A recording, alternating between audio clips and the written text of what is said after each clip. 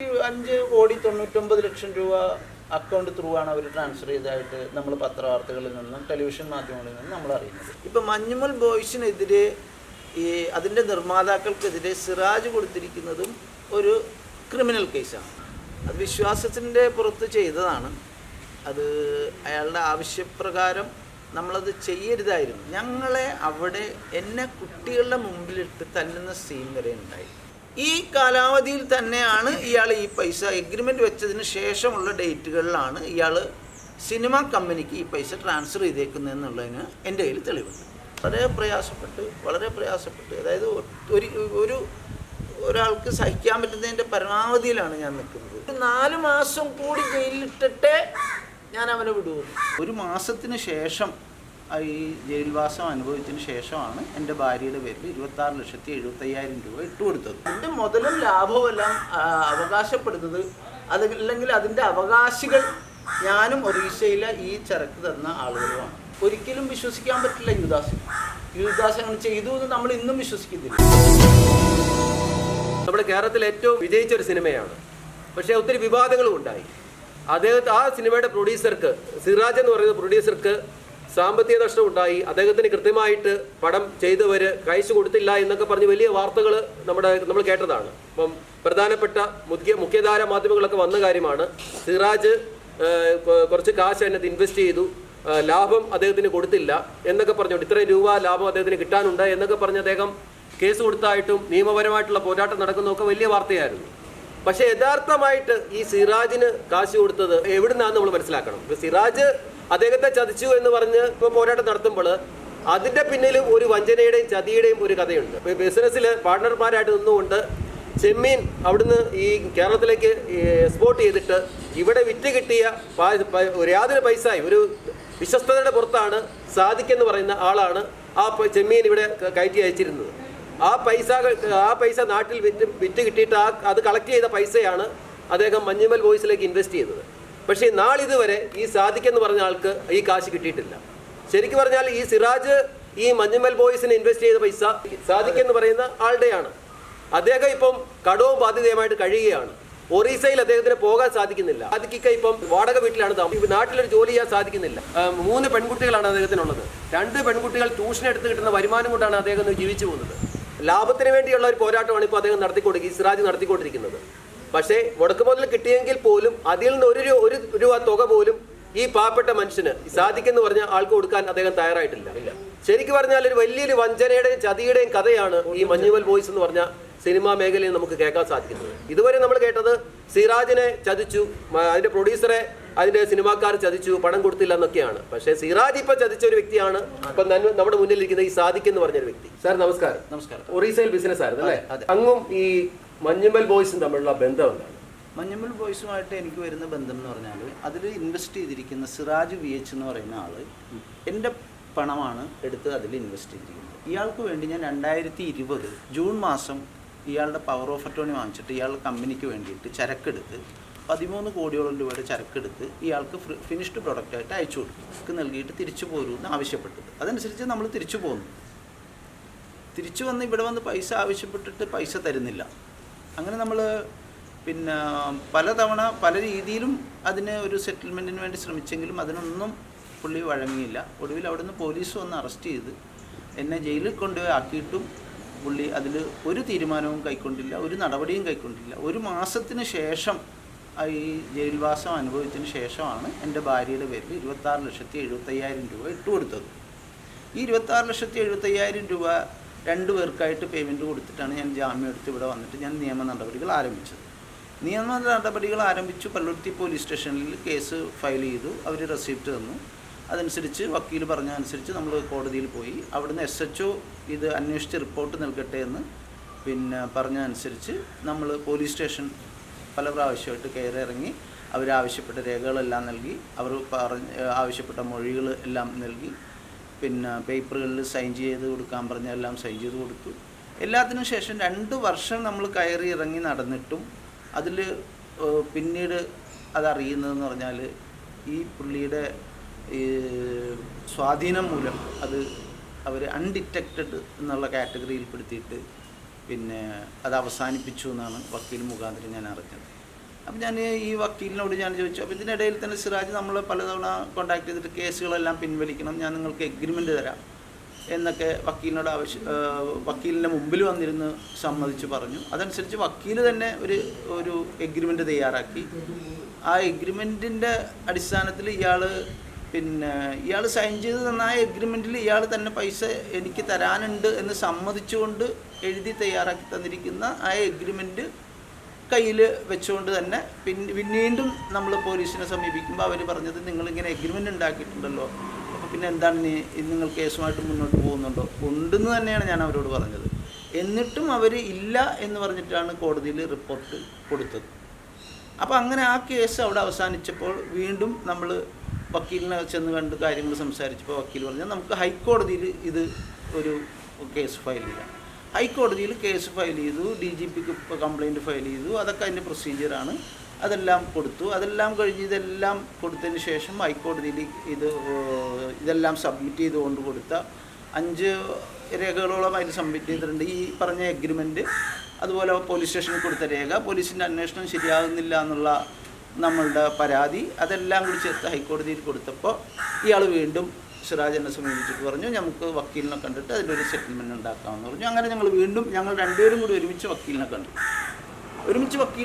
ഇയാൾ ഈ സാധാരണഗതിയിൽ പറയുന്ന പോലെ തന്നെ ഞാൻ 2 ദിവസത്തിനകം തീർത്തേക്കാം, ഞാൻ 2 ആഴ്ചക്കകം തീർത്തേക്കാം, അല്ലെങ്കിൽ ഞാൻ അടുത്ത ദിവസം ചെയ്തേക്കാം എന്നൊക്കെ രീതിയിലൊക്കെ പറഞ്ഞൊക്കെ താഴെ ഇറങ്ങിയിട്ട് എന്നോട് പറഞ്ഞു ഞാനൊരു 50 ലക്ഷം രൂപ അങ്ങ് തരും, 50 ലക്ഷം രൂപ ഞാൻ അങ്ങ് തരും, താനത് ഒറീസയിൽ കൊടുക്കാതിരിക്കുകയോ താനെടുക്കുക എന്തെങ്കിലും ചെയ്യാം, തൽക്കാലം എനിക്കിപ്പോൾ അതേ പറ്റുള്ളൂ എന്ന് പറഞ്ഞു. ഈ വിവരം ഞാൻ വക്കീലിനെ അറിയിച്ചു. അപ്പോൾ വക്കീൽ പറഞ്ഞു 50 ലക്ഷം തരട്ടെ ആദ്യം, എന്നിട്ട് നമുക്ക് അടുത്ത പണി നോക്കാം. അത് കഴിഞ്ഞപ്പോൾ ഇയാൾ ഈ 50ഉം ഇല്ല, 10ഉം ഇല്ല, 5ഉം ഇല്ല, ഒന്നുമില്ല, അതങ്ങനെ തന്നെ നിൽക്കെ പിന്നെ ഇയാൾ ഈ പൈസ മുഴുവൻ ഇയാളുടെ കയ്യിൽ ഈ പൈസ ഓൾറെഡി എക്സ്പോർട്ട് ചെയ്ത് പൈസ വന്നു കഴിഞ്ഞു. 2022 ഇയാൾ എഗ്രിമെൻറ്റ് തരുന്നത്. ആ കാലയളവിൽ ഇയാൾ ഈ പൈസ കോറൽ ഇൻഡെക്സ് എന്ന് പറഞ്ഞിട്ടൊരു കമ്പനി ഇയാൾ കുണ്ടന്നൂർ പുതുതായിട്ട് തുടങ്ങി. എന്നിട്ട് അതിലേക്ക് ഈ SH മറൈൻ എക്സിം എന്ന് പറഞ്ഞ സ്ഥാപനത്തിൽ നിന്ന് ഈ പൈസ അതിലേക്ക് ട്രാൻസ്ഫർ ചെയ്തിട്ട് അതിൽ നിന്ന് ഈ മഞ്ഞുമൽ ബോയ്സിലേക്ക് ഇൻവെസ്റ്റ് ചെയ്യുക. അങ്ങനെയാണ് ഇയാൾ മഞ്ഞുമൽ ബോയ്സിൻ്റെ നിർമ്മാതാവാകുന്നത്. അതായത് എനിക്ക് കിട്ടേണ്ടിയിരുന്ന ശരിക്കും പറഞ്ഞാൽ ഈ മഞ്ഞുമൽ ബോയ്സിന്റെ പൈസ പണം മുടക്കിയത് സാറാണ്. എന്റെ പൈസയാണത്, എന്റെ പൈസയാണ് അങ്ങോട്ട് നിർമ്മാതാവ് എന്ന് പറഞ്ഞോളും പ്രശ്നമില്ല. അതിന്റെ മുതലും ലാഭവും എല്ലാം അവകാശപ്പെടുന്നത് അതല്ലെങ്കിൽ അതിന്റെ അവകാശികൾ ഞാനും ഒറീസയിലെ ഈ ചരക്ക് തന്ന ആളുകളുമാണ്. അതിലൊരു തർക്കവുമില്ല. യഥാർത്ഥത്തിൽ ഈ സിറാജ് തന്നെയല്ലേ ഇതിന്റെ പ്രൊഡ്യൂസർ? അയാൾക്ക് കൃത്യമായി പണം കിട്ടിയില്ല എന്നുള്ള കേസ് ഇപ്പോഴും നിലനിൽപ്പുണ്ടല്ലോ. അയാളെ പവർ ഓഫ് അറ്റോർണി ആക്കുക എന്ന് പറഞ്ഞാൽ അത്രമാത്രം വിശ്വാസം നിങ്ങളിൽ അയാൾക്കുണ്ടെന്നല്ലേ പറയേണ്ടത്? അത്രമാത്രം വിശ്വാസം അയാൾക്കുണ്ടെന്നുള്ളതിൽ ഇങ്ങനൊരു ചതി ഒളിഞ്ഞിരിപ്പുണ്ടെന്ന് ഞാൻ അറിയുന്നില്ല. അല്ല, അങ്ങനെ അത്രമാത്രം വിശ്വസിക്കുന്ന ഒരാൾ എങ്ങനെ ചതിക്കും എന്ന് പറയാൻ പറ്റുന്നേ? നമ്മൾ ഇരുന്ന് കാണുന്ന ആളുകൾ, മുമ്പിൽ നിന്ന് ചിരിക്കുന്ന ആളുകൾ, പുറകിൽ നിന്ന് എന്താ ചെയ്യുക എന്നുള്ളത് മനുഷ്യൻ്റെ കാര്യമാണ്. അവരേത് സമയത്തും മാറും. ഒരുപക്ഷെ മാറിയതാവാം, ഇല്ലെങ്കിൽ മുൻകൂട്ടി ഈ തീരുമാനം എടുത്തതിന് ശേഷമായിരിക്കും പവർ ഓഫ് അറ്റോർണി തന്നെ അയച്ചത്. കമ്പനിയുടെ പവർ ഓഫ് അറ്റോർണി മാത്രമല്ല, കമ്പനിയുടെ പാൻ കാർഡ്, കമ്പനിയുടെ GST സർട്ടിഫിക്കറ്റ്, പാർട്ട്ണർഷിപ്പ് എഗ്രിമെൻറ്റ്, സിറാജിൻ്റെ ആധാർ കാർഡ്, ഇതെല്ലാം തന്ന ഒരാൾ നമ്മളെ അയക്കുമ്പോൾ എനിക്ക് വരാൻ പറ്റില്ല, കൊറോണ ആയതുകൊണ്ട് വീട്ടിൽ നിന്ന് എന്നെ വിടുന്നില്ല എന്ന് പറയുമ്പോൾ നമ്മളത് വിശ്വസിക്കുകയല്ലാതെ ഒറീസയിൽ നിന്നുള്ള എൻ്റെ കണക്ഷൻസ് ഉപയോഗിച്ചുകൊണ്ട് ഞാൻ 93 മുതൽ അവിടെയാണ്. എനിക്ക് അറിയാം. ചെയ്തു. അതെ, 93. ഈ മഞ്ഞുമൽ ബോയ്സിന് നിർമ്മാതാവ് സിറാജാന്ന് പറയുന്നെങ്കിലും സാർ കൊടുത്ത പണമാണ് അദ്ദേഹം ഇതിൽ നിക്ഷേപിച്ചത്. പക്ഷെ അദ്ദേഹത്തിന് ആ സിനിമ ചെയ്തവര് പണം കൊടുത്തില്ലെന്നാണ് പറയുന്നത്. അദ്ദേഹത്തിന് പണം കിട്ടിയോന്ന് സാർ വിശ്വസിക്കുന്നു? കിട്ടി 99 ലക്ഷം രൂപ അക്കൗണ്ട് ത്രൂ ആണ് അവർ ട്രാൻസ്ഫർ ചെയ്തതായിട്ട് അറിയുന്നത്. 1 രൂപ 5,99 ലക്ഷം രൂപ കിട്ടിയിട്ടും നമുക്ക് 1 രൂപ പോലും തന്നിട്ടില്ല. അപ്പോൾ അതിനർത്ഥം അയാൾക്ക് ഉദ്ദേശമില്ല എന്നുള്ളതാണ്. 1.5 കോടി രൂപയാണ് പുള്ളി തരാനുള്ളത്. അതിൽ എഗ്രിമെൻറ്റിൽ കുറച്ച് സ്റ്റോക്കെല്ലാം അയാൾ തന്നെ വിറ്റത് അതിൽ കുറച്ചിട്ടുണ്ട്. അത് കഴിച്ചിട്ട് ബാക്കി 5,25 ലക്ഷം രൂപയാണ് നമുക്ക് കിട്ടാനുള്ളത്. ഇതല്ലേ 5,23,16,419 ഇതാണ് സിറാജ് എഴുതി തന്നിരിക്കുന്ന എഗ്രിമെൻറ്റ്. എഗ്രിമെന്റ് പുള്ളി സാറിന് തരാനുള്ള പൈസയാണ്. അതെ, ഇത് എനിക്ക് തരാനുള്ളൂ. ഈ പൈസയാണ് മഞ്ജുമൽ ബോയ്സിൽ ഇൻവെസ്റ്റ് ചെയ്തിരിക്കുന്നത്. ഒരാൾ പവർ ഓഫ് അറ്റോർണി തരുമ്പോൾ ചെക്ക് സൈൻ ചെയ്യാനുള്ള അതോറിറ്റിയും നിങ്ങൾക്ക് തരേണ്ടത് തന്നെ ആയിരുന്നില്ലേ? കൊറോണ കാലത്തെത്തിയ 12 കോടിയുടെ മത്സ്യം വിറ്റ് കിട്ടിയ പണം എവിടെ എന്ന് ചോദിച്ചില്ലേ? കൊറോണ കാലത്ത് മത്സ്യം വിറ്റ് കിട്ടിയ പണം വരാൻ താമസമുണ്ട്. അതുകൊണ്ട് താൻ തൻ്റെ പേരിലുള്ള ചെക്കുകൾ നൽകിയിട്ട് കൊച്ചിയിലേക്ക് കുടുംബത്തോടൊപ്പം വരിക എന്നാണ് സിറാജ് ആവശ്യപ്പെട്ടത്. കൊറോണ കാലത്ത് വിറ്റ് ചൈനയിലേക്കും മറ്റു വിയറ്റ്നാമിലേക്കും മറ്റു ഫോറിൻ രാജ്യങ്ങളിലേക്കും പോയ പണം തിരിച്ചു വരാൻ സമയമെടുക്കും. തൽക്കാലം താൻ തൻ്റെ ചെക്ക് നൽകിയിട്ട് കൊച്ചിയിലേക്ക് വരിക എന്ന് സിറാജിൻ്റെ ആവശ്യപ്രകാരമാണ് ഞാൻ കൊച്ചിയിലേക്ക് കുടുംബത്തോടൊപ്പം വന്നത്. അത് വളരെ പ്രയാസപ്പെട്ടും ഒളിച്ചുമൊക്കെയാണ് നമ്മൾ എത്തിയത്. എന്നാൽ തന്നെയും അത് അതിനുശേഷം ഉടനെ തന്നെ നൽകാമെന്നുള്ള ഇയാളുടെ ഉറപ്പിന്മേലാണ് നമ്മളത് വിശ്വസിച്ച് നിന്നത്. പക്ഷേ ഈ പൈസയാണ് ഇയാൾ മഞ്ജുമൽ ബോയ്സിലേക്ക് ഇൻവെസ്റ്റ് ചെയ്തത്. ഒരു കമ്പനിയുടെ പവർ ഓഫ് അറ്റോർണി വെച്ച് ഒരു ബിസിനസ് ചെയ്യുമ്പോൾ ആ പവർ ഓഫ് അറ്റോർണി തന്ന ആൾ മാത്രമല്ല ഇതിനെല്ലാം ഉത്തരവാദി. അങ്ങനെ ഒരു കേസ് വരുന്നതിന് പകരം സ്വന്തം ചെക്ക് എടുത്തു കൊടുക്കാൻ മാത്രം നിങ്ങൾ മണ്ടനാണ്. അത് വിശ്വാസത്തിൻ്റെ പുറത്ത് ചെയ്തതാണ്. അത് അയാളുടെ ആവശ്യപ്രകാരം നമ്മളത് ചെയ്യരുതായിരുന്നു. പക്ഷേ അല്ലാതെ നമുക്ക് അവിടുന്ന് തൽക്കാലം രക്ഷപ്പെടാൻ വേറെ ഒരു വഴിയും ഇല്ലായിരുന്നു. 3 പെൺകുട്ടികളും ഭാര്യയും ഞാനും എൻ്റെ പെങ്ങളുടെ മകൻ വസീം എന്ന് പറയുന്ന ആളും മാത്രമാണ് അവിടെ ഉള്ളത്. കമ്പനിക്ക് വേറെ സ്റ്റാഫ് ആരും തന്നെ ഇല്ല. ഞങ്ങളെ അവിടെ എന്നെ കുട്ടികളുടെ മുമ്പിലിട്ട് തല്ലുന്ന സീൻ വരെ ഉണ്ടായി. എന്നെ പോലീസുകാർ വന്ന് പോലീസ് സ്റ്റേഷനിലേക്ക് വിളിച്ചുകൊണ്ട് പോകുന്നു. ഈ പറയുന്ന ആളുകൾ ഞങ്ങൾക്ക് വേണ്ടപ്പെട്ടവരാണെന്ന് പറയുന്നു. എത്രയും വേഗം സെറ്റിൽ ചെയ്യണമെന്ന് പറയുന്നു. അപ്പോൾ ഞാൻ പറഞ്ഞു, ഇത് ഇന്ന പോലെ കമ്പനിയുടെ ഉടമസ്ഥൻ ഞാനല്ല. അപ്പം നിങ്ങൾക്ക് എന്താണ് ചെയ്യാൻ പറ്റുക? നിങ്ങൾ പവർ ഓഫ് അറ്റോർണി ഹോൾഡറാണല്ലോ. അപ്പോൾ ഇത് ഇവിടുത്തെ ബിസിനസ്സിൻ്റെ ഉത്തരവാദി നിങ്ങളാണ്. അതുകൊണ്ട് നിങ്ങൾ ചെക്ക് കൊടുക്കണം എന്ന് അവർ ആവശ്യപ്പെടുമ്പോൾ നമ്മൾ എന്ത് ചെയ്യും? ഒരു അന്യനാട്ടിൽ നമുക്ക് ഒരു പിടിപാടോ അല്ലെങ്കിൽ പരിചയങ്ങളോ പോലും ഇല്ലാത്തൊരു സ്ഥലത്ത് നമ്മൾ പിന്നെ എന്താണ് ചെയ്യേണ്ടത്? ഇയാളും പറയുന്നു നിങ്ങൾ നിങ്ങളുടെ ചെക്ക് കൊടുക്കും, പോലീസും പറയുന്നു നിങ്ങൾ നിങ്ങളുടെ ചെക്ക് കൊടുക്കും, പാർട്ടിക്കാരും പറയുന്നു നിങ്ങളുടെ ചെക്ക് ഇതാ, തൽക്കാലം അതെങ്കിലും ഇതാ. ഇപ്പം ഞാൻ ചോദിക്കട്ടെ, അതും കൂടി അവരുടെ കയ്യിൽ ഇല്ലെങ്കിൽ അവരേത് ബേസിലാണ് ഇതുമായിട്ട് ഇതിനൊരു അവകാശികളാണെന്നെങ്കിലും തെളിവുള്ളത്? കമ്പനിയുടെ ചെക്ക് നിലവിൽ അവൈലബിൾ അല്ല. അവൈലബിൾ ആയിട്ടുള്ളത് സാദിഖിൻ്റെ ചെക്കാണ്. അപ്പോൾ സാദിഖിൻ്റെ ചെക്ക് കൊടുക്കുകയല്ലാതെ വേറെ എന്ത് വഴിയാണ് എൻ്റെ മുമ്പിൽ എനിക്ക് അവരുടെ മുമ്പിൽ നിന്ന് തൽക്കാലം രക്ഷപ്പെടാനുള്ളത്? ഒന്നുമില്ല. ആ കാരണത്താൽ ഞാൻ അത് കൊടുത്ത് തൽക്കാലം അവിടുന്ന് രക്ഷപ്പെടുകയാണ്. ഇപ്പോഴും ഈ പവർ അറ്റോർണി നിലനിൽക്കുന്നുണ്ടോ? ഇല്ല. അത് എഗ്രിമെൻറ്റിൽ നമ്മൾ ഈ എഗ്രിമെൻറ്റ് പറഞ്ഞല്ലോ, ഈ പറഞ്ഞ MOU സൈൻ ചെയ്യുമ്പോൾ അതിൽ ഇയാൾ പവർ ഓഫ് അറ്റോർണി തിരിച്ചു വാങ്ങിക്കുന്നുണ്ട്, ഇവിടെ സെറ്റിൽ ചെയ്യുന്നുണ്ട്. ഈ ഡേറ്റ് വെച്ചിട്ട് അത് സെറ്റിൽ ചെയ്യാം. പവർ ഓഫ് അറ്റോർണി ഇതിന് ശേഷം നിലനിൽക്കുന്നതല്ല. ഈ പവർ ഓഫ് അറ്റോർണിയിൽ ഏതൊക്കെ രീതിയിലാണ് ക്രയ വിക്രയങ്ങൾ ചെയ്യാൻ അവകാശം തന്നിരുന്നത്? എല്ലാ രീതിയിലുള്ള, അതായത് ഒരു SH മറൈൻ്റെ മാനേജിങ് പാർട്ട്ണർക്ക് എന്തൊക്കെ പവറുണ്ടോ ആ എല്ലാ പവറും അതിൽ വിശദീകരിച്ചിട്ടുണ്ടായിരുന്നു. ഇയാൾ ചെന്ന മാനേജിങ് പാർട്ട്ണർക്ക് എന്തൊക്കെ പവറുണ്ടോ ആ പവറാണ് എനിക്ക് ഹാൻഡ് ഓവർ ചെയ്ത് തരുന്നത്.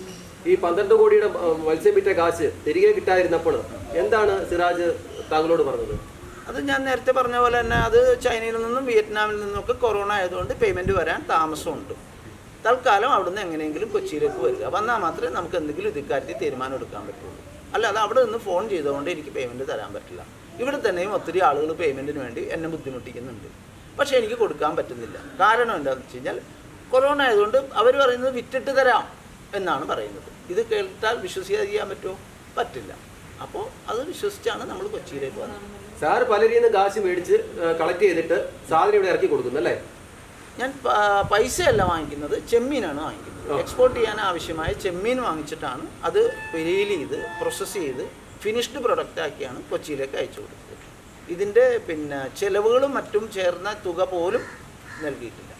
ഇല്ല, അദ്ദേഹത്തിന് കിട്ടിയിട്ടുണ്ട്. ആ പൈസയാണ് ഈ മഞ്ജുമൽ ബോയ്സിന് ഇൻവെസ്റ്റ് കിട്ടിയിട്ടുണ്ടെന്നുള്ളത് എങ്ങനെയാണ് സാറിന് വിശ്വസിക്കാം? ഈ നമ്മൾ കൊടുത്ത മത്സ്യ ചെമ്മീൻ്റെ കാശ് ഇദ്ദേഹത്തിന് കിട്ടിയിട്ടുണ്ടെന്ന് എങ്ങനെയാണ് മനസ്സിലാക്കാൻ പറ്റിയത്?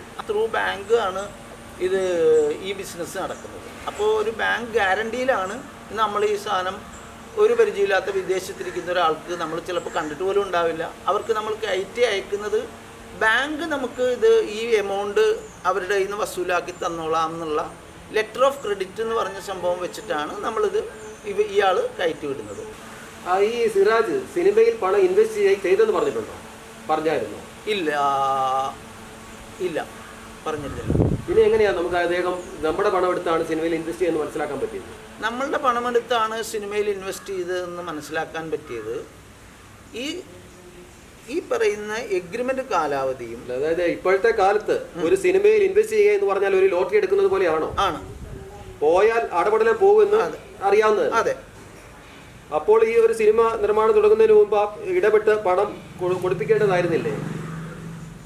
അല്ല, അത് സിറാജിന്റെ തീരുമാനമാണ്. സിറാജാണ് അത് സിറാജിന്റെ കൈവശം ഇരിക്കുന്ന പൈസ സിറാജിനറിയാം ഇത് ഒറീസയിലെ ആളുകൾക്കും സാധിക്കുന്നുമായിട്ട്.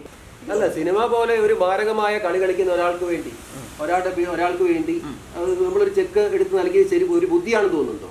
ഈ ബിസിനസ്സിൽ തന്നെ കൂടുതൽ കോൺസെൻട്രേറ്റ് ചെയ്യും എന്നാണ് ഞാൻ കരുതിയത്. ഈ സിനിമയിലേക്ക് അയാൾ ഈ പൈസ എടുത്ത് ഇൻവെസ്റ്റ് ചെയ്യുന്നോ അല്ലെങ്കിൽ ഇയാൾ മറ്റെന്തെങ്കിലും ചെയ്യുന്നോ എനിക്ക് എന്തായാലും ആ സമയത്ത് ഒരു ധാരണയും അങ്ങനെ ഉണ്ടായിരുന്നില്ല. ഞാനൊരു കുറേ അഡ്വക്കേറ്റ്സുമായിട്ട് ഞാൻ ഇതിൻ്റെ നിയമപരമായ കാര്യങ്ങളെക്കുറിച്ച് സംസാരിച്ചു. പക്ഷേ ഇത് പണമില്ലാതെ ആരും തന്നെ ഇതിൽ നമ്മളെ സപ്പോർട്ട് ചെയ്യാൻ അവർക്ക് പരിധികളുണ്ട്. അപ്പോൾ എന്താ വെച്ച് കഴിഞ്ഞാൽ നമ്മൾ പണം കൊടുക്കാൻ തയ്യാറാവണം. നമ്മളിപ്പോൾ ഇവിടെ വാടകയ്ക്കാണ് താമസിക്കുന്നത്. ഇപ്പോൾ 3 കൊല്ലമായി ഇവിടെ. ഇതിപ്പോൾ 3ാമത്തെ വീടാണ് ഞാൻ ഈ 2020 ശേഷം വാടകയ്ക്ക് താമസിക്കുന്നത്. ഈ പൈസയൊക്കെ എനിക്ക് സമയത്ത് കിട്ടിയിരുന്നെങ്കിൽ എൻ്റെ 1-2 പ്രോപ്പർട്ടിയൊക്കെ എനിക്ക് ജപ്തിയായി പോകാതെ എനിക്ക് അത് വാങ്ങിച്ചെടുക്കാൻ പറ്റിയാണ്. അതൊന്നും നടന്നില്ല. അത്തരത്തിൽ വളരെ പ്രയാസപ്പെട്ട് അതായത് ഒരാൾക്ക് സഹിക്കാൻ പറ്റുന്നതിൻ്റെ പരമാവധിയിലാണ് ഞാൻ നിൽക്കുന്നത്. എനിക്ക് ഇനിയിപ്പോൾ വേറെ വഴിയില്ല എന്നുള്ളൊരു രീതിയിലേക്ക് കാര്യങ്ങൾ പറയുക. ഇത്രയും സംഭവങ്ങൾക്ക് ശേഷവും ചെന്ന് ചോദിച്ചാലും പറയും നമുക്ക് അടുത്ത ആഴ്ച നമുക്ക് ഈ പേയ്മെൻറ്റ് കൊടുക്കാം. അങ്ങനെ ആയിരിക്കും ഇവിടെ ഇല്ല. ഞാൻ പറഞ്ഞല്ലോ, എൻ്റെ പൈസ എടുത്താണ് മുതൽ മുടക്കിയത്. ആ മുതൽ മുടക്കി ഇയാൾക്ക് തിരിച്ചു കിട്ടി. ഈ 5,99,00,000 കിട്ടിയിട്ട് 1 രൂപ പോലും ഈ ഒറീസക്കാർക്കോ ഈ എഗ്രിമെൻറ്റിൽ പറയുന്ന എനിക്കോ ഒറീസക്കാർക്കോ ആർക്കും തന്നെ ഇയാൾ തന്നിട്ടില്ല. ഈ മഞ്ഞുമൽ ബോയ്സ് എന്നുള്ള സിനിമയ്ക്ക് വേണ്ടി ഈ സിറാജിന്റെ പേരിൽ ഈ സാറിന്റെ തുകയല്ലാതെ 1 രൂപ പോലും മുടക്കിയിട്ടില്ലെന്നാണോ സാർ? ഇല്ല, ഒരു കാരണവശാലും ഇല്ല. അയാൾ മുടക്കിയത് 5,99,00,000 ഞാൻ കാണിച്ചല്ലോ എഗ്രിമെൻറ്റ്. 5 കോടി ആ എമൗണ്ട് തന്നെയാണ് നമുക്ക് കിട്ടാനുള്ളത്. പിന്നെ കൂടുതൽ എവിടെ നിന്നാണ് മുടക്കിയത്? അല്ലെങ്കിൽ ഇയാൾ എന്തെങ്കിലും ഇയാളുടെ പേഴ്സണൽ അസറ്റ് വിൽക്കുകയോ അല്ലെങ്കിൽ മറ്റെന്തെങ്കിലും രീതിയിലുള്ള വരുമാനം ഇയാൾക്ക് ഈ പറഞ്ഞ SH മറൈൻ എക്സിമിൻ്റെ പ്രോഫിറ്റോ അല്ലെങ്കിൽ സ്റ്റോറിൻ്റെ എന്തെങ്കിലും പ്രോപ്പർട്ടി വിൽക്കുകയോ അങ്ങനെയൊന്നും സംഭവിച്ചായിട്ട് എൻ്റെ അറിവിലില്ല. അങ്ങനെ ഇട്ട് പുള്ളിക്ക് അത് തെളിയിക്കാനും പറ്റില്ല. അപ്പോൾ ഈ സാറ് പറയുന്നത് ഈ സിറാജ് മഞ്ഞുമൽ ബോയ്സിൻ്റെ നിർമ്മാതാവ് എന്ന് പറയുന്ന ഈ സിറാജിന് സ്വന്തമായിട്ട് ആസ്തി ഇല്ലെന്നാണ് പറയുന്നത്? അല്ല, സ്വന്തമായിട്ട് ആസ്തി ഉണ്ട്. അതെല്ലാം എന്താ പറയുക, ഈ ടാഞ്ചിബിൾ ഇൻടാഞ്ചിബിൾ എന്ന് പറഞ്ഞിട്ടുള്ള സംഭവങ്ങളുണ്ടല്ലോ. പിന്നെ ലിക്വിഡ് ആയിട്ട് നമ്മുടെ കയ്യിൽ ഇപ്പോൾ ഇരിക്കുന്നത്, ഇപ്പോൾ നമ്മുടെ കയ്യിൽ കുറേ സ്ഥലമുണ്ട്. അതെടുത്തിട്ട് നമുക്ക് സിനിമയിൽ ഇൻവെസ്റ്റ് ചെയ്യാൻ പറ്റില്ല. കുറേ ഫാക്ടറി ഉണ്ട്. അതെടുത്തിട്ട് നമുക്ക് സിനിമയിൽ ഇൻവെസ്റ്റ് ചെയ്യാൻ പറ്റില്ല. പക്ഷേ ഒറീസയിൽ നിന്ന് മേടിച്ച ചരക്ക് വിറ്റ് കിട്ടുന്ന പൈസ നമുക്ക് സിനിമയിൽ ഇൻവെസ്റ്റ് ചെയ്യാം. അതുകൊണ്ട് സിറാജിന് ഇനിയിപ്പോൾ 100 കോടിയോ 200 കോടിയോ അല്ലെങ്കിൽ അതിന് മേലെയോ സിറാജിൻ്റെ ആസ്തിയെക്കുറിച്ച് അന്വേഷിക്കേണ്ട സംഭവമൊന്നും ഇവിടെ എന്നെ സംബന്ധിച്ചില്ല. എനിക്ക് കിട്ടാനുള്ള പൈസയും അതിൻ്റെ ഇപ്പോൾ ഇയാൾ മുടക്കിയിരിക്കുന്നത് സിനിമയ്ക്കാണ്. ആ സിനിമയ്ക്ക് ഇയാൾക്ക് ഇത്ര ലാഭം കിട്ടുന്നുണ്ട്. ആ ലാഭവും അതാണ് എൻ്റെ അവകാശവാദം. അതിനുള്ള നടപടികളുമായിട്ടാണ് ഞാൻ മുന്നോട്ട്. അങ്ങനെ പറഞ്ഞിട്ടില്ല. ഞാൻ നേരത്തെ പറഞ്ഞ പോലെ തന്നെ അയാളുടെ ബിസിനസ് കാര്യങ്ങളൊന്നും അയാൾ മറ്റുള്ളവരുമായിട്ട് ഡിസ്കസ് ചെയ്യാറില്ല. ബിസിനസ്സിൽ അയാളിപ്പോൾ വേറൊരു ബിസിനസ്സാണ് ഇപ്പോൾ ഇത് ചെയ്യുന്നത്. ഇപ്പോൾ ഈ പുതിയൊരു കമ്പനി കുണ്ടന്നൂർ ആരംഭിക്കുന്നു. അതിലേക്ക് ഫണ്ട് ട്രാൻസ്ഫർ ചെയ്യുന്നു. കോറൽ ഇംപെക്സ് എന്ന് പറഞ്ഞിട്ടൊരു സ്ഥാപനം കുണ്ടന്നൂർ വാടകയ്ക്ക് ഓഫീസ് എടുത്തിട്ട് അവിടെ ആരംഭിക്കുന്നു. അതിലേക്ക് ഫണ്ട് ഈ SH മറൈൻ എക്സിൽ നിന്ന് ട്രാൻസ്ഫർ ചെയ്യുന്നു. അതിൽ നിന്ന് സിനിമയിലേക്ക് ഇൻവെസ്റ്റ് ചെയ്യുന്നു. ഇതല്ല സംഭവം എന്നാണ് താങ്കൾ പറയുന്നതെങ്കിൽ ഇത് തെളിയിക്കേണ്ട ആൾ സിറാജാണ്. ഇതല്ല. ഞാൻ ഈ മഞ്ഞുമൽ ബോയ്സിന് 5,99,00,000 രൂപ ഇന്ന ഡേറ്റുകളിൽ ചെയ്തിരിക്കുന്നത്. ഇതേ ഡേറ്റ് ഉൾപ്പെടെ ഞാൻ തരാം. എൻ്റെ അതിൻ്റെ ഇത് കിട്ടിയിട്ടുണ്ട്. ആ ഡേറ്റുകളിൽ ഞാൻ 30 ലക്ഷം 20 ലക്ഷം 50 ലക്ഷം കൊടുത്തിരിക്കുന്നത് ഇതെനിക്ക് ഇന്ന വഴിയിൽ കിട്ടിയ പൈസയാണ് എന്ന് അയാൾ തെളിയിക്കട്ടെ. അതുവരെയും എൻ്റെ ആരോപണം നിലനിൽക്കും, ഇത് ഈ പൈസ തന്നെയാണ്. അല്ലെങ്കിൽ ആ പൈസ എവിടെ? ആ പൈസ ഇയാൾ ഒറീസയിലെ ആൾക്ക് കൊടുത്തോ അല്ലെങ്കിൽ ഈ പൈസ ഇയാൾ എനിക്ക് തന്നോ? ഒന്നും ചെയ്തിട്ടില്ല. അയാൾ ഈ പൈസ ഒറീസയിലെ ആളുകൾക്കും കൊടുത്തിട്ടില്ല. അയാൾ സാധിക്കണം തന്നിട്ടില്ല. എഗ്രിമെൻറ്റിൽ പറയുന്ന ആർക്കും അയാൾ 1 രൂപ പോലും കൊടുത്തിട്ടില്ല എന്നിരിക്കെ ഈ പൈസയാണ് അയാൾ ആ ഡേറ്റും കൂടി നമ്മളൊന്ന് പരിശോധിക്കുമ്പോൾ നമുക്ക് കൃത്യമായി മനസ്സിലാകുന്നത് ആ പൈസയാണ് 5,99,00,000 രൂപ അയാൾ മഞ്ഞുമൽ ബോയ്സിൽ ഇൻവെസ്റ്റ് ചെയ്തിരിക്കുന്നത്. ഇത് കൃത്യമായി മനസ്സിലാക്കാൻ ഇതിന് മാത്രം തെളിവിൻ്റെ ആവശ്യമില്ല. അതായത് ഈ പറയുന്ന പോലെ അദ്ദേഹം കിട്ടിയില്ലെന്ന് പറയുന്നെങ്കിൽ പോലും അല്ല, അത് പിന്നീട് കിട്ടിയില്ല എന്ന് അയാൾ സാധനം ചെമ്മീൻ ഇവിടെ അയച്ചു വിട്ടത് കളക്ഷൻ കിട്ടിയില്ലെന്നതേ പറയുന്നു. അത് വളരെ മുമ്പാണ് അത് പറഞ്ഞിരുന്നത്. അതായത് 2020 നമ്മൾ ഈ സംഭവം തുടങ്ങുകയും 2021 ഏകദേശം 2020 അവസാനത്തോടുകൂടി തന്നെ അവസാനിപ്പിക്കുകയും 2021 അയാൾക്ക് ഈ പേയ്മെൻറ്റ് മുഴുവൻ കിട്ടുകയും ചെയ്തിട്ടുണ്ട്. അതിനപ്പുറം ഇത് പോവില്ല. അത് രേഖകൾ പരിശോധിച്ചാൽ ഇപ്പോൾ ഒരു അന്വേഷണ ഉദ്യോഗസ്ഥനെ ആരെങ്കിലും നിന്നിട്ട് SH മറൈൻ എക്സിമിൻ്റെ രേഖകൾ പരിശോധിച്ചാൽ ആ വർഷമാണ് SH മറൈൻ എക്സിം ഏറ്റവും കൂടുതൽ ബിസിനസ് ചെയ്തിരിക്കുന്നത്. കാരണം ഈ ഒറീസയിലെ ഈ ചാൻസ്, അതായത് ഈ അവസരത്തിന് അയാൾ പരമാവധി മുതലെടുത്തു. ഈ കൊറോണ കാലം ഇവിടെ ബിസിനസ് നടക്കുന്നില്ല, ഇവിടെ ആർക്കും ഫീൽ ചെയ്യാൻ പറ്റുന്നില്ല, ഇവിടെ ആർക്കും പ്രോസസ്സ് ചെയ്യാൻ പറ്റുന്നില്ല. അപ്പം അങ്ങനെയുള്ള ആ സംഭവത്തിൽ ഇയാൾ ആന്ധ്രയിൽ നിന്നുൾപ്പെടെ ഞാൻ ഈ പറയുന്ന ചരക്ക് കൂടാതെ അക്വാസ്റ്റാർ എന്ന് പറഞ്ഞ ഒരു കമ്പനിയുടെ ചരക്കും കൂടി ഇയാൾ എനിക്ക് അങ്ങോട്ട് അയക്കുകയാണ്. ഇത് കൊച്ചിയിലേക്ക് വരേണ്ട ചരക്കാണ്. ഈ ചരക്ക് ഇയാൾ അങ്ങോട്ട് അയക്കുകയാണ്. എന്തുകൊണ്ടാണെന്ന് വെച്ചാൽ ഇവിടെ പണി നടക്കില്ല, ഇവിടെ എടുക്കാൻ പറ്റില്ല. പക്ഷെ അവിടെ നടക്കും. അവിടെ ഒറീസയിൽ അത്ര സ്ട്രിക്റ്റ് അല്ല ഈ ക്വാറന്റൈൻ. അതെ, കൊറോണ കാലത്ത് ക്വാറന്റൈനും മറ്റുള്ള ഗവൺമെന്റിന്റെ ഇഷ്യൂസ് ഒക്കെ ഉണ്ടല്ലോ. ആളുകൾ കൂടാൻ പാടില്ല, മറ്റത് ഫീലിംഗ് ഷെഡ് നടത്താൻ പാടില്ല. ഇവിടെ അതൊക്കെ സ്ട്രിക്റ്റ് ആണ്. അപ്പോൾ ഈ ആന്ധ്രയിൽ നിന്നുള്ള 10-20 വണ്ടിയും കൂടി ഇയാൾ അങ്ങോട്ട് അയക്കുകയാണ്. അപ്പോൾ ഇത് ഞാൻ ഫീൽ ചെയ്ത് പ്രോസസ്സ് ചെയ്ത് ഇയാൾക്ക് ഞാൻ തിരിച്ച് അക്വാസ്റ്റാർ എന്ന് പറഞ്ഞ് സെപ്പറേറ്റ് അക്കൗണ്ട് എഴുതി ഇയാൾക്ക് കൊടുക്കുകയാണ്. അതിനയാൾ എനിക്ക് 16 രൂപ വെച്ച് തരാമെന്ന് പറയുകയാണ്. അതുപോലും തന്നില്ല. 16 രൂപ വെച്ച് ഞാൻ ഈ കിടന്ന് കഷ്ടപ്പെട്ട് രാവും പകലും ഇല്ലാതെ ഭക്ഷണം പോലും ഇല്ലാതെയാണ് ഞാൻ ചില സമയത്ത് ഈ കുടുംബത്തിനെ കൊണ്ടുപോകുന്നത്. ജൂലൈയിലോ ഓഗസ്റ്റിലോ ആണെന്ന് എൻ്റെ ഓർമ്മ. ജൂൺ മുതൽ ഞാൻ ഈ പണി തുടങ്ങി. ഈ ഭക്ഷണം പോലും, അതായത് രാത്രി ഇപ്പം ഈ കൊറോണയുടെ സ്ട്രിക്ട്നെസ് ഇത്ര തന്നെ ഇല്ലെങ്കിലും കടകളൊന്നും തുറക്കാൻ അവർ സമ്മതിക്കില്ല. ഒരു ചായ പോലും കുടിക്കാൻ കിട്ടില്ല. ബിസ്ക്കറ്റ് വാങ്ങിച്ച് പിന്നെ 2 വീലറിന് ബാഗിൽ വെച്ചിട്ട് വെള്ളം കുപ്പിയും കൊണ്ടാണ് ഞാൻ ഈ പണി മുഴുവൻ ചെയ്ത് ഈ അക്വാസ്റ്റാറിൻ്റെ ഒക്കെ ചരക്കെടുത്ത് ഫീൽ ചെയ്ത് ഞാൻ ഇയാൾക്ക് അയച്ചു കൊടുത്തത്. ഇത് മുഴുവൻ എക്സ്പോർട്ട് ചെയ്തിട്ട് ആ വർഷം SH മറൈൻ കേരളത്തിലെ തന്നെ 4ാം സ്ഥാനത്തേക്ക് എത്തി എന്നുള്ളതിൻ്റെ ഡീറ്റെയിൽസ് ഇയാളാണ് എനിക്ക് അയച്ചു തന്നത്. അക്കൊല്ലമാണ് ഈ SH മറൈൻ എക്സിം ഏറ്റവും കൂടുതൽ എക്സ്പോർട്ട് ചെയ്തിരിക്കുന്നത്. 127 കോടിയോ അങ്ങനെ എന്തോ ആണ് അവരുടെ ആ വർഷത്തെ ടേൺ ഓവർ. അപ്പോൾ ഇതെല്ലാം അയാൾക്ക് ഒറീസ കൊണ്ടുണ്ടായ നേട്ടങ്ങളാണ്. പക്ഷേ ഈ നേട്ടങ്ങൾക്ക് അപ്പുറത്ത് ഇയാൾക്ക് ഇങ്ങനെ ഒരു തിരിവ് വരുന്നത്, ഈ പൈസ തൽക്കാലത്തേക്ക് കൊടുക്കണ്ട, നമുക്ക് വേറെ എന്തെങ്കിലും ഇൻവെസ്റ്റ് ചെയ്തിട്ട് പിന്നെ കൂടുതൽ ലാഭം ഉണ്ടാക്കിയതിന് ശേഷം കൊടുത്തു കളയാമെന്നുള്ള ഒരു ചിന്താഗതിയിലേക്ക് അയാൾ മാറുന്നത് എപ്പോഴാണെന്ന് എനിക്ക് മനസ്സിലാകുന്നില്ല. എന്നോടത് പറയും. മുടക്കിയ മുതലിന്റെ പൈസ അയാൾക്ക് കിട്ടി. മഞ്ജുമേൽ ബോയ്സിന് മുടക്ക് മുതൽ കിട്ടി. 5 ലാഭം കിട്ടിയിട്ടില്ല. ലാഭം കിട്ടി. അപ്പൊ അതിൽ നിന്ന് 1 രൂപ പോലും തരാൻ സാറ് അതിൽ നിന്ന് 1 രൂപ പോലും തന്നിട്ടില്ല. ഇല്ല. അതാണ് ഇപ്പോഴത്തെ ഒരു അവസ്ഥ അല്ലേ? ഇപ്പോഴത്തെ അവസ്ഥ അതെന്ന് പറഞ്ഞാൽ ഏറ്റവും അവസാനം വന്നിരിക്കുന്ന വാറണ്ട് ഞാൻ താങ്കളെ കാണിച്ചു. പിന്നെ അതിനുശേഷമുള്ള ഏറ്റവും അവസാനം വന്ന വാറന്റ് ഒറീസയിൽ നിന്ന്. അതെ, ഒറീസയിൽ നിന്ന് അവരെല്ലാവരും കേസ് കൊടുത്തുകൊണ്ടിരിക്കുകയാണ്. അതായത് സാറ് കാശ് ചെക്ക് കൊടുത്തോരെല്ലാം കേസ് കൊടുത്തുകൊണ്ടിരിക്കുകയാണ്. ഒരിക്കലും എന്നെ ജയിലിലിട്ട കാര്യം ഞാൻ പറഞ്ഞല്ലോ. മറ്റുള്ളവരും ഇനി അതിനുള്ള ശ്രമം അവർ നടത്തുകയാണ്. എന്താ വെച്ച് കഴിഞ്ഞാൽ അവർക്ക് മറ്റേ അന്ന് ജയിലിൽ കൊണ്ടുപോയിട്ടവർക്ക് കുറച്ച് പൈസ ഇയാൾ തന്നല്ലോ. അത് ഞാൻ അവർക്ക് എൻ്റെ ഭാര്യയും മരുമോനും കൂടി വന്നിട്ടാണ് അത് അവിടെ അവർക്ക് 2 പേർക്കായിട്ട് കൊടുത്തത്. അപ്പം അങ്ങനെ ഒരു സംഭവം നടന്നു കഴിഞ്ഞപ്പോൾ അവിടെ ജയിലിൽ കിടന്നു. 1 മാസത്തോളം ഞാൻ അവിടെ കിടന്നു. അതെ, അത് കഴിഞ്ഞ് പൈസ കൊടുത്ത് സെറ്റിൽ ആയി കഴിഞ്ഞതിന് ശേഷം ഒരു ജാമ്യാപേക്ഷക്ക് അവരും കൂടി അനുകൂലിച്ചതിന് ശേഷമാണ് ജാമ്യം കിട്ടിയത്. അതുവരെ ജാമ്യം തരില്ല എന്ന്. അപ്പം സിറാജിൻ്റെ വർത്തമാനങ്ങളെന്ന് പറഞ്ഞാൽ ഒറീസയിൽ നിന്ന് താൻ ചരക്കെടുത്തു, ഒറീസക്കാർക്ക് താൻ ചെക്ക് കൊടുത്തു. ഇത് ഞാൻ എന്ത് ചെയ്യാനോ എന്ന് ചോദിച്ചാൽ ഞാൻ എന്താ സിറാജിനോട് ഞാൻ മറുപടി പറയും? ഒറീസയിൽ നിന്ന് താൻ ചരക്കെടുത്തു, താൻ ഒറീസക്കാർക്ക് ചെക്ക് കൊടുത്തു, അതിന് ഞാൻ എന്ത് ചെയ്യാനാ? താൻ ആ ചരക്ക് എനിക്ക് തന്നോ? തെളിവെല്ലാം ഉണ്ടോ അതിൻ്റെ? അല്ല, താൻ എൻ്റെ പൈസ മേടിക്കോ? എന്നൊന്ന് മേടിക്കുക, എന്ന് കാണും. ഇങ്ങനെയൊക്കെ പറയുന്ന ഒരാളോട് ഞാൻ ഏത് രീതിയിലാണ്? എനിക്കാണെങ്കിൽ സാമ്പത്തികമായിട്ടോ രാഷ്ട്രീയമായിട്ടോ ഒരു സ്വാധീനവും ഇല്ല.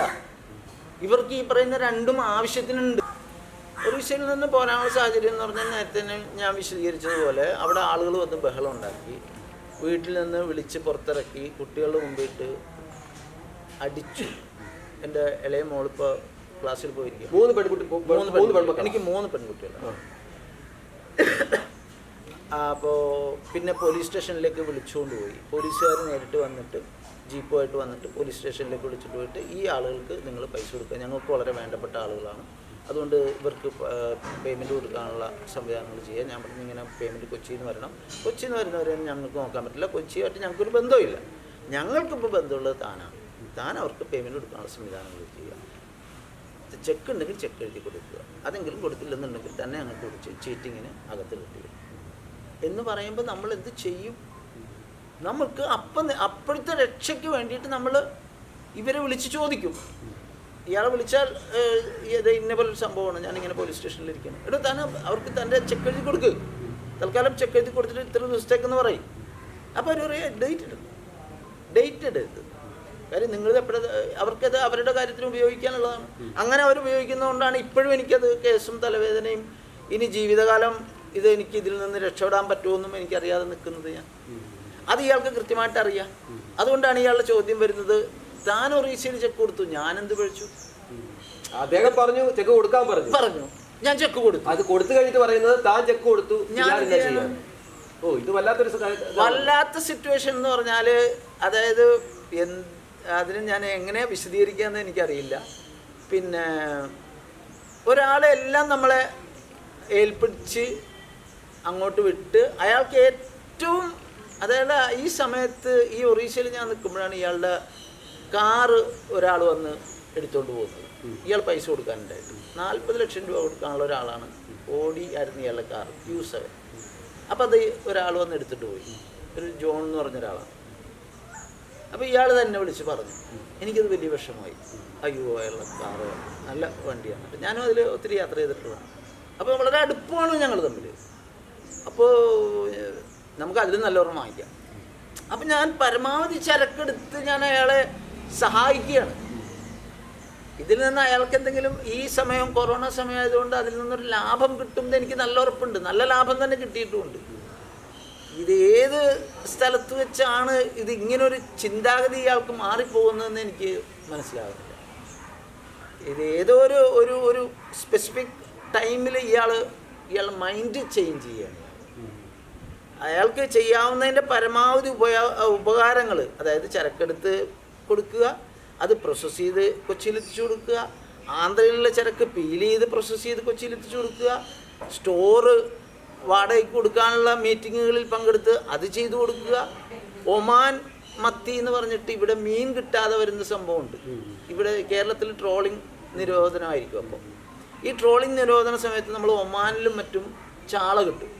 ഈ ചാള അവിടുന്ന് ഒരാളെ കോണ്ടാക്ട് ചെയ്ത് അവരുമായിട്ട് സംസാരിച്ച് വില ഉറപ്പിച്ച് എല്ലാ ഇയാളോട് ചോദിച്ചിട്ട് തന്നെ ഓരോന്നും, അങ്ങനെ എല്ലാ ഡിസ്കഷനും ഈ പറഞ്ഞ കൊറോണ കാലത്ത് ഞാൻ ഒറീസയിൽ നിന്ന് രാവും പകലും ഇല്ലാതെ ഭക്ഷണം പോലും ഇല്ലാതെ കഷ്ടപ്പെടുന്നതിൻ്റെ ഇടയിൽ ചെയ്യുന്ന ജോലികളാണ് ഇത് ഇയാൾക്ക് വേണ്ടിയിട്ട്. ഇതിന് 1 രൂപ ഇയാൾ എനിക്ക് തന്നിട്ടില്ല. എനിക്ക് തരാനുള്ള പൈസയും അതിപ്പം മുടക്കിയിട്ട് കിട്ടിയിരിക്കുന്ന ലാഭവും. ഒറീസയിൽ എഴുപനയിലെ സ്റ്റോർ വാടകയ്ക്ക് എടുത്ത് കൊടുത്തു. വാടകയ്ക്ക് പാർട്ടിയെ ആയിട്ട് സംസാരിച്ച് അത് എഗ്രിമെൻ്റ് ആക്കി 4 ലക്ഷം രൂപ 5 ലക്ഷം രൂപ എടുത്ത് വാടക. 4 ലക്ഷം രൂപ 5 ലക്ഷം രൂപയ്ക്ക് ഒരു വാടകയ്ക്ക് ഒരു സംഭവം ആരെങ്കിലും റെഡിയാക്കി കൊടുത്താൽ അവർക്ക് എന്ത് കൊടുക്കണം എന്നുള്ളത് താങ്കൾക്കറിയാലോ. ഒന്നും തരണ്ട, പോട്ടെ. മനസ്സിൽ ആ ഒരു നന്ദി സൂചകമായിട്ട് എന്തെങ്കിലും ചെയ്യാമല്ലോ. കണ്ടെയ്നർ കണക്കിന് ഒമാനിൽ നിന്ന് ചാള ഇറക്കി കൊടുത്തു. അത് വിറ്റ് അതിൻ്റെ കൃത്യമായ ലാഭം കിട്ടി. അതിന് ഒരു മറുപടിയും അല്ലെങ്കിൽ എന്തെങ്കിലും പ്രതിഫലം തന്നതായിട്ട് ഇല്ല. ഈ കണ്ട 18 കണ്ടെയ്നർ ചരക്ക് നമ്മൾ ആളുകളെ നിർത്തിയിട്ടുണ്ടെങ്കിൽ പോലും നമ്മളുടെ ഒരു കണ്ണവിടെ ഉണ്ടെങ്കിൽ മാത്രമേ ഈ സാധനം കൃത്യമായിട്ട് കൊച്ചിയിലെത്തൂ. ഇത് വണ്ടി വിളിച്ച് ഈ സാധനം ലോഡ് ചെയ്ത് കൃത്യമായിട്ട് എഴുപന്നലിൽ ഞാൻ നേരത്തെ പറഞ്ഞ സ്റ്റോറിൽ ഈ സാധനം റിസീവ് ചെയ്യുന്നത് വരെ എൻ്റെ ജോലിയാണ്. അതിൻ്റെ വണ്ടിക്കാശ് പോലും ഇന്ന് വരെ കൊടുത്തിട്ടില്ല. അവരെന്നെ വിളിക്കുന്നു. അവർ വിളിച്ചിട്ട് പറയുന്ന ഭാഷ ഇയാൾ ഒരു പ്രാവശ്യം കേട്ടിരുന്നെങ്കിൽ ഇയാൾ ഈ പണിക്ക് നിൽക്കില്ലായിരുന്നു. അത് പുറത്തു പറയാൻ കൊള്ളാത്ത ഭാഷയാണ്. അത് ഒരു പ്രാവശ്യമെങ്കിലും സിറാജിൻ്റെ കാതിലൊന്ന് എത്തിയിരുന്നെങ്കിൽ സിറാജ് ഈ പൈസ എടുത്ത് മറിക്കില്ല. അവർക്കൊന്നും പേയ്മെൻറ്റ് ഇനിയും കൊടുക്കാനിരിക്കുകയാണ്. സാലറി ഒക്കെ ആയിട്ടും ഫീലിംഗ് ചാർജായിട്ടും വളരെ കഷ്ടമാണ്. അതായത് ശാപം വന്ന് വീണിട്ടുണ്ടെങ്കിൽ കത്തിപ്പോവും. അത്രയ്ക്കും കടുത്ത അപരാധമാണ് നമ്മൾ ചെയ്തത്. താനൊക്കെ ഈ പൈസ കൊണ്ടിട്ട് ഇയാളോട് തന്നെയാണ് ചോദിച്ചത്, ഈ പൈസ കൊണ്ടിട്ട് താനൊക്കെ എവിടുന്ന് രക്ഷപ്പെടാനാണ്? പക്ഷേ അവർക്കതൊന്നും ഒരു പ്രശ്നമല്ല. എന്താ ഞാൻ ഇവരെയൊന്നും പറ്റി നമ്മൾ നമ്മൾ ഇതൊക്കെ എന്താ ഇവർ ഉദ്ദേശിക്കുന്നത് എനിക്ക് മനസ്സിലായി. ഇവരിത് എങ്ങോട്ടാ കൊണ്ടുപോകാൻ പോകുന്നത്? ഈ പാവപ്പെട്ടവനെയൊക്കെ ഇപ്പം ഞാൻ കിടന്ന് അനുഭവിക്കുന്ന ബുദ്ധിമുട്ടെന്ന് പറഞ്ഞാലുണ്ടല്ലോ, ദൈവം നിലത്തിറങ്ങി വരും. അത്രയ്ക്ക് പ്രയാസം. ചില ദിവസങ്ങളിൽ കാര്യങ്ങൾ മുമ്പോട്ട് കൊണ്ടുപോകാൻ ഇപ്പം താങ്കൾക്കറിയാം, താങ്കൾ ഒരു കുടുംബമായിട്ട് ജീവിക്കുന്ന ആളാണ്. മക്കളുടെ പ്രശ്നങ്ങളുണ്ട്, ഓരോ ആവശ്യങ്ങളുണ്ട്. എൻ്റെ ഫോണിലേക്ക് കോൾ വന്നിട്ട് ദിവസങ്ങളായി. ഞാൻ അങ്ങോട്ട് വിളിച്ചായിട്ട് ആരും എടുക്കാറുമില്ല. കാരണം കടം ചോദിക്കാനാണ്.